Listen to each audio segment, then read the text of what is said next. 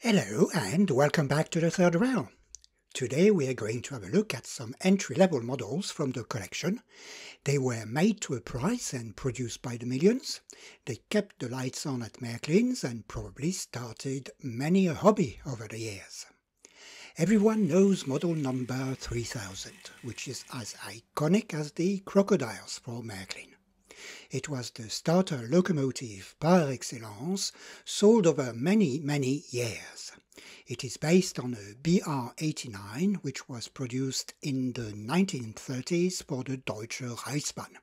However, no prototype ever made it to the Deutsche Bundesbahn network.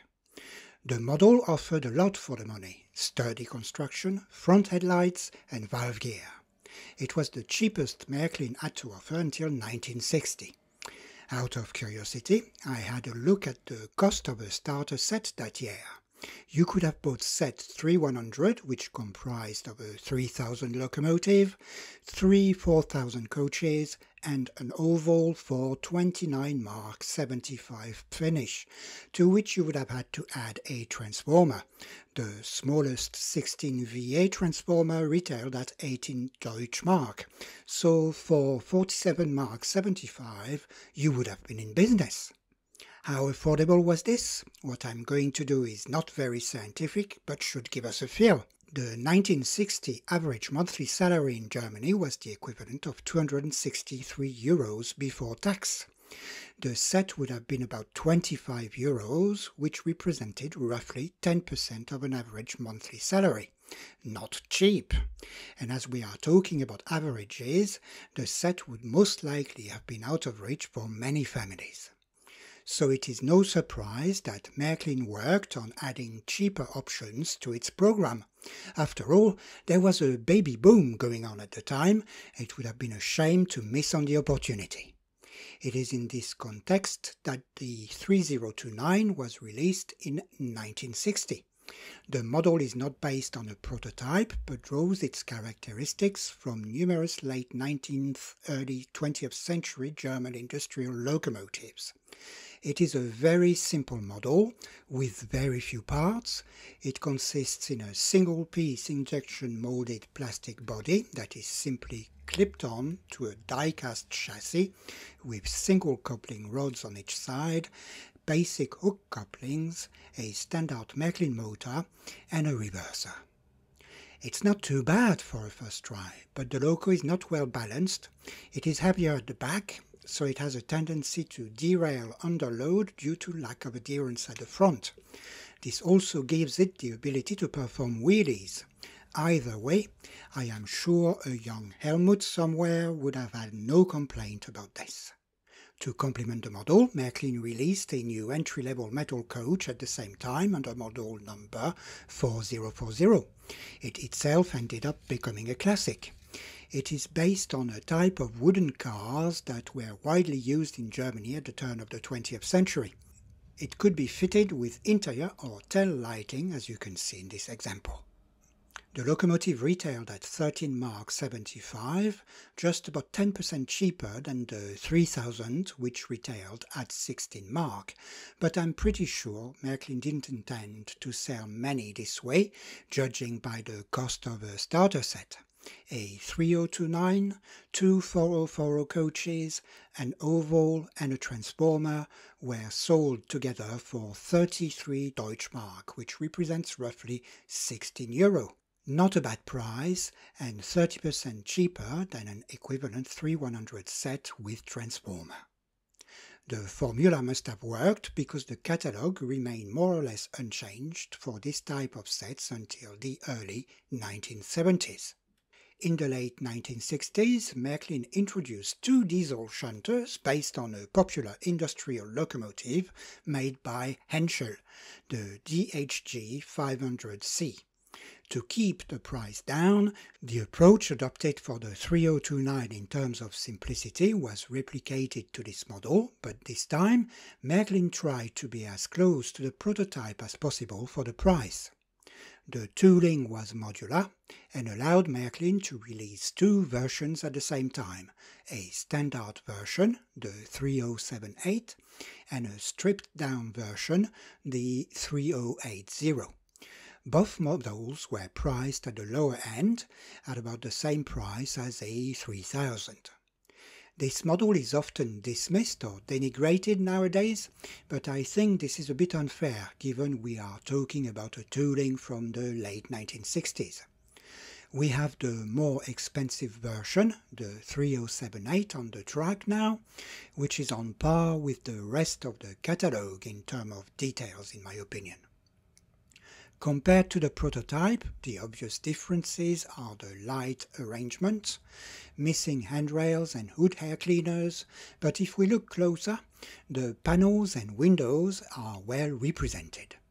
The model is almost exactly 1:87 scale, and I even found a couple of prototypes with the same light arrangements that were produced at the same time the model was released. What probably didn't help the reputation of this model is that its tooling was reused or even abused many times over the years, ending up in many boxed sets or a few starter sets made for the export markets or sold under the Primex brand in the 1980s. The situation got even worse from the 1990s onwards, but we would be veering off topic if I covered them now.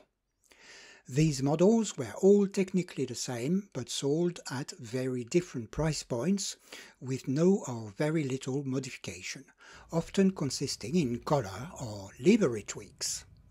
Here are a few examples from the collection. We have the bottom of the range Primex editions, an EA 800, which has nothing to do with the prototype, what was Märklin thinking? And a Tigage edition. It's a very nice edition made specially for the Swedish market, and it's got added handlebars at the corners.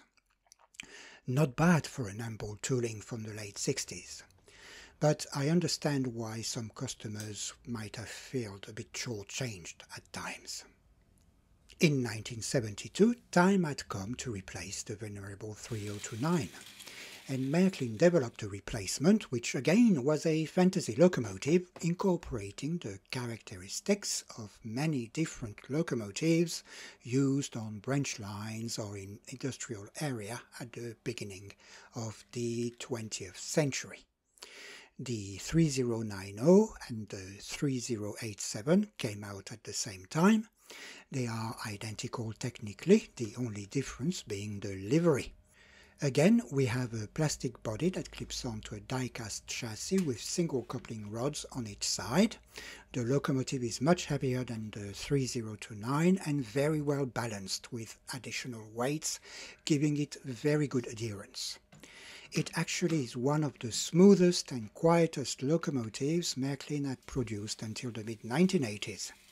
You can barely hear anything else than the track noise and a tiny bit of gear noise.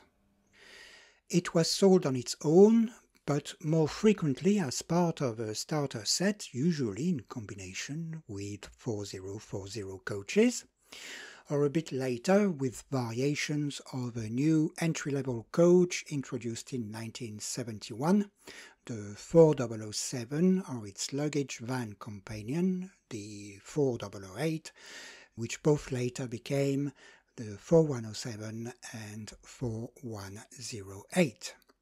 These were also based on a type of branch line stock from the early 20th century and were reused in hundreds of guises as advertising models or with good paying jobs as special series.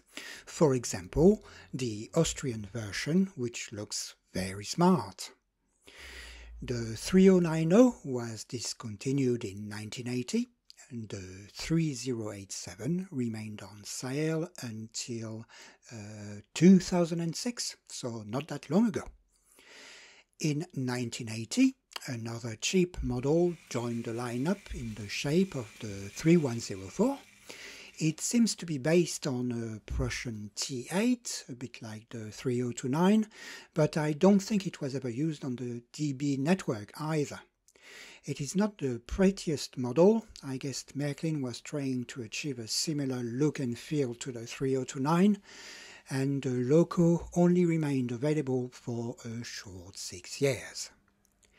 At the end of the 1980s, Märklin had shifted its focus towards older customers, so the starter sets became more elaborate and more expensive. The offering targeted at children was mainly based on the 3000 and evolutions of the DAG 500, as well as the new Alpha range. But we are now outside of the period I collect. Right, I've spoken for long enough now. It's time to hand over to the trains. I hope you enjoy watching them for a bit going around the layout.